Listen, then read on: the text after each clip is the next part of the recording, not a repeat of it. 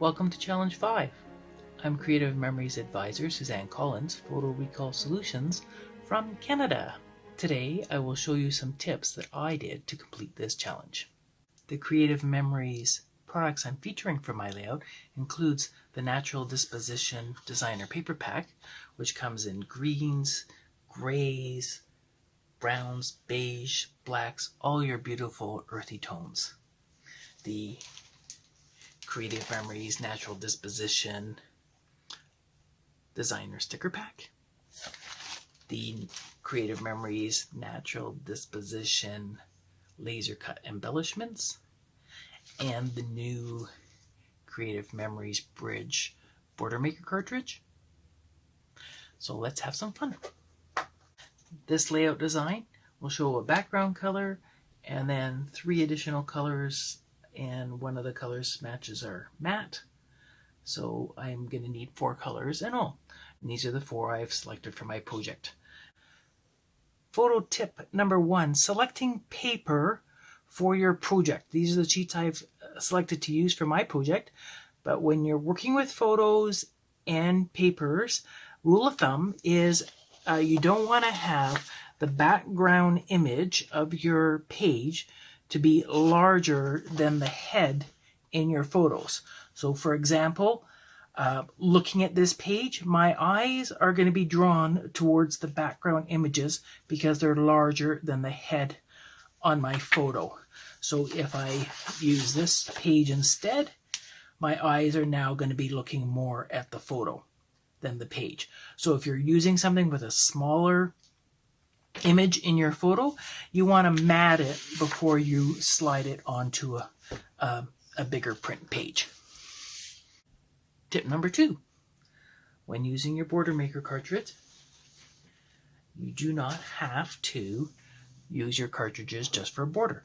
In this page, I actually use my Bridge Border Maker cartridges along my photo mat. Tip 3, cutting the strips for your photo. You'll notice that Creative Memories layouts do not have measurements on them because you're allowed to adjust the layout or the direction of your layout to suit the photos that you have on your page. If you're using very tiny photos, you may want to cut your borders larger. For my border strips, tips are, one of my favorite ones is to make a flag on your banner piece is to use your banner punch. And how to flag an end is just to take your strip. That's why I always cut this one to 7/8 of an inch, never a full inch. It's because it fits perfectly inside your tag punch. And then you can just slide it in and get a perfect little border punch on the end. Same works with the smaller strips. You just have to center it in your little space.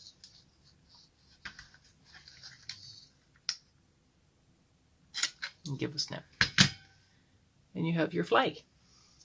On the other side of this diagram, for the larger and longer pieces, it's showing at about a 30-degree angle on this cuts. And that's easy enough to do using your Creative Memories mats. All you have to do is line up your straight edge along a straight line up the side and indicate your 30-degree mark and then trim it off.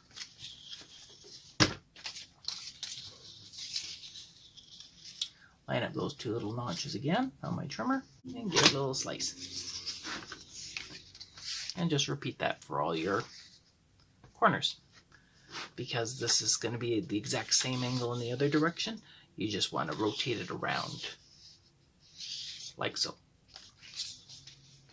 A note about my trimmer, if you've noticed, I've actually added a extra little strip of cardstock here to extend my trimmer surface out to 6 inches. One of my other little trimming tips. So if you're trimming a photo, you can trim in this direction, and then you can always rotate it. If you want it at 5 and a bit, 5 and a half, you can easily just snip it again because you have that little extending piece out the edge of your trimmer. Easy enough to make. Okay, your layout's coming along nicely. You've got your background paper done, you've got your border strips done, you've got your mats cut, you've got your photos placed. Let's talk embellishments.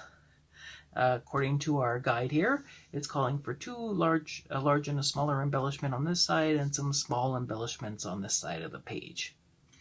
When I'm doing embellishments, one of my favorite tools is the multi-purpose tool. Nice thing with the multi-purpose tool is that you don't have your hands all over your page while you're trying to place things.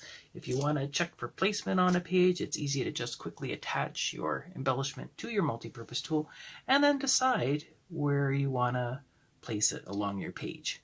Now, if you're doing 1 or 2 embellishments on your page, it's easy enough to just have that rest there so it's not directly on the page while you decide how you're going to place your second embellishment as well. Sometimes it's actually nice when you own 2 multi-tools just for that trick. I keep 2 on hand because I always seem to be misplacing one. So let's say I want this embellishment here and then this one here, and not that high, lower down, too low on the page. I actually want it up there. So number 1's going to go there. And number 2 is going to accent down a bit.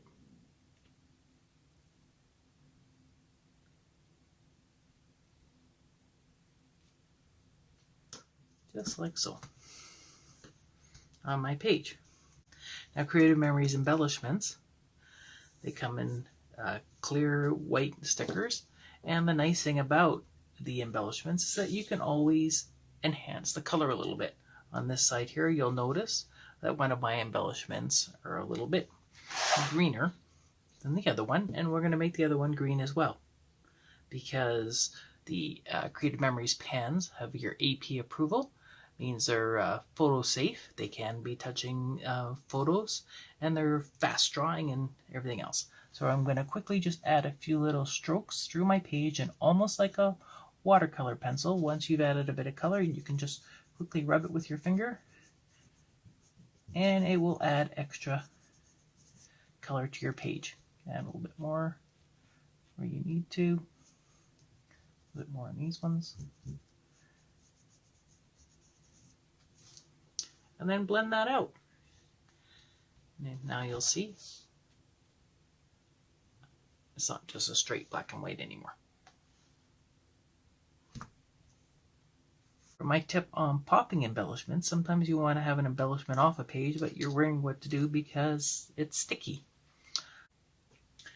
For those of you who are card makers, you may have some embossing powder on hand.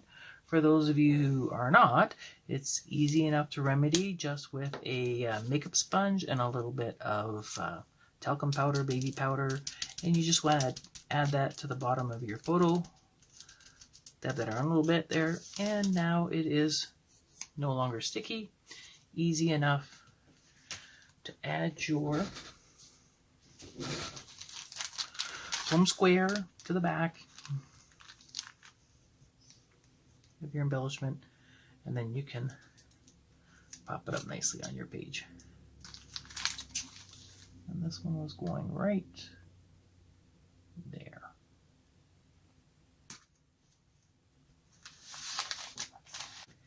With respect to die cuts and extra things you're going to add on your page, I'll show you an example here. Here's my background page. Now let's say I want to add the lovely laser cut embellishment. Loving this down here on the page. Sometimes you may find that your embellishment gets lost a bit in your background. So what I like to do sometimes is add vellum to my layout. So if I add a little bit of vellum under here and then add my embellishment again,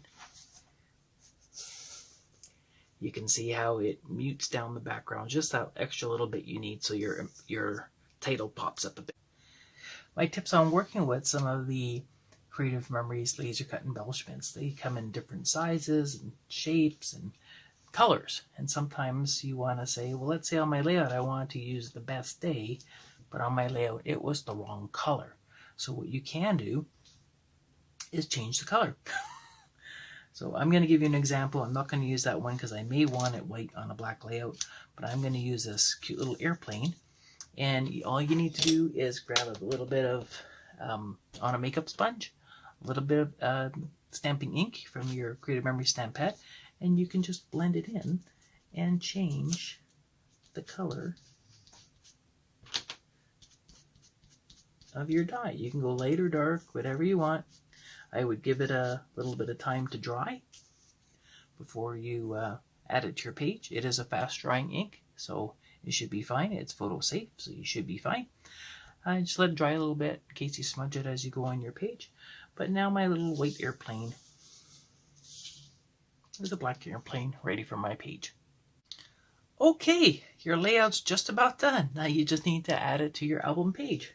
So selecting your album page can be fun. I'm going to try a few here.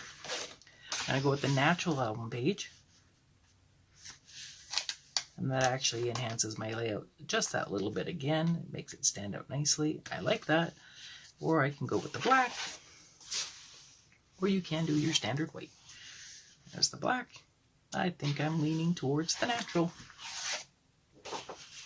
Now, your album pages you buy, they can be intermixed in your album. You don't have to have the same album with album pages all the way through with the same color. A lot of times if I'm doing a chronological album, I like swapping out my pages as I switch to different themes, from birthdays to Christmas to whatever, and that grouping of theme photos will have the same background pages. So it works out real nice. Finishing touch for your album before you put your page protector on is to remember to go ahead, because you've had your oils on your fingers, if you weren't wearing your gloves, get on the photos, which can break them down over time. So you want to give your photos a nice final clean off before you add your page protector. The photo polishing cloth, also the little journaling box I used here, the craft and white designer paper pack, a special 6-sheet pack, and these photo polishing cloths are things that you can get on the Advisor exclusive side of the Creative Memories webpage. So if you're just general public shopping, you cannot find these items. If you're working with a Creative Memories advisor, ask them for some of the special things that they can get for you. A lot of times we use them as gifts, awards, treats, perks, or you can just buy them directly from an advisor. Sign up under advisor to get your products, or even better yet, join our family of advisors and just buy what you want. I hope you enjoyed this challenge. I look forward to seeing your pages.